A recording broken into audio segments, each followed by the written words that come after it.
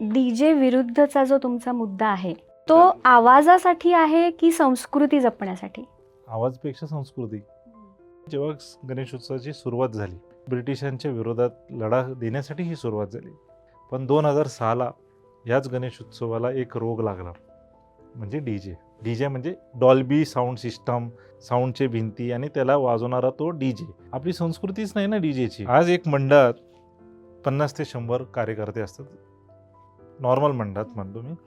पण ह्या Dolby DJ sound system समोर किती लोक नाचतात?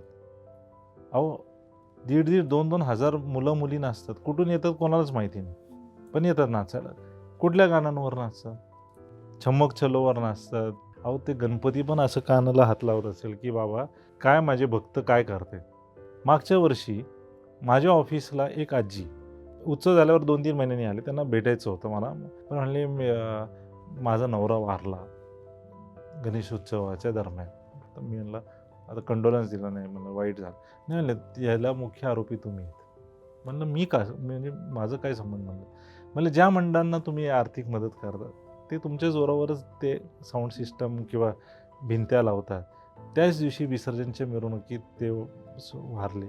उत्सव आपण का करतो? एकत्र येऊन त्या उत्सवात त्यांनी पण सहभाग व्हावा आणि उत्सव आनंदाने हो. लोकांना त्रास देऊन आपण उत्सव साजरा नाही करू शकत.